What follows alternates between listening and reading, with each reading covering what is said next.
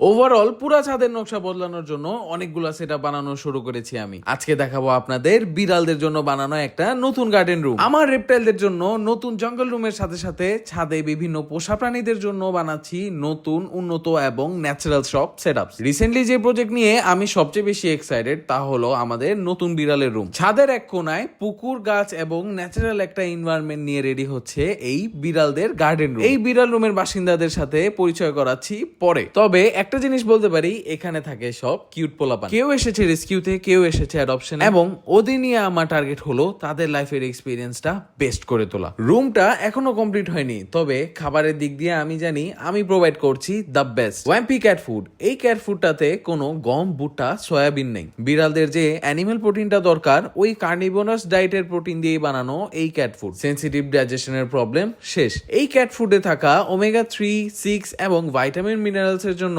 আমার বিড়ালের স্কিন ও কোটের প্রবলেমস গুলাও নেই আলহামদুলিল্লাহ, এবং আমার বিড়ালরাও খায় হালুম হুলুম করে। সুন্দর একটা রুম দিলেও দেখা যায় কিছু বিড়াল রেস্কিউ থেকে আসার পর প্রচুর ভয় থাকে। এট টাইমস এই মজার ক্যাট ফুডটাও তারা খায় না, তখন আমি ইউজ করি ওয়াম্পি এর ক্যাট ট্রিট। যে বিড়ালের যেটা পছন্দ ওইটাই দেই, চিকেন, টুনা, ডাক, কট ফিশ, যেটা মন চায়। এটা খাওয়ালে প্রথম তো বিড়ালের জন্য এসেনশিয়াল কিছু হেলথ সাপোর্ট রয়েছেই, আবার এই ক্যাট ট্রিটটা অনেক মজা হওয়াতে অসহায় আসা বিড়ালদের সাথে বন্ড করতে হয়ে যায় অনেক সহজ আমার জন্য। যে বিড়াল আসার পর আমাকে ভয় পাইতো ওই বিড়াল এখন শুধু খুঁজে আমাকেই। ছাদটা আস্তে আস্তে সাজাচ্ছি, গাছপালা এবং বিভিন্ন রকমের ইকোসিস্টেমের সেটআপ দিয়ে ছোট ছোট জঙ্গল বানাচ্ছি। আশা করছি বৃষ্টির সিজন চলে আসতে আসতে আমার ইগুয়ানার রুমও হয়ে যাবে, জঙ্গল রুমও হয়ে যাবে, এবং সব গাছগাছালি ফুটে উঠবে মারাত্মক ভাবে। কেমন হচ্ছে এক একটা ঘর জানাবেন আমাদের কমেন্ট সেকশনে। দেখা হবে আপনাদের সাথে নেক্সট ভিডিওতে। টাটা।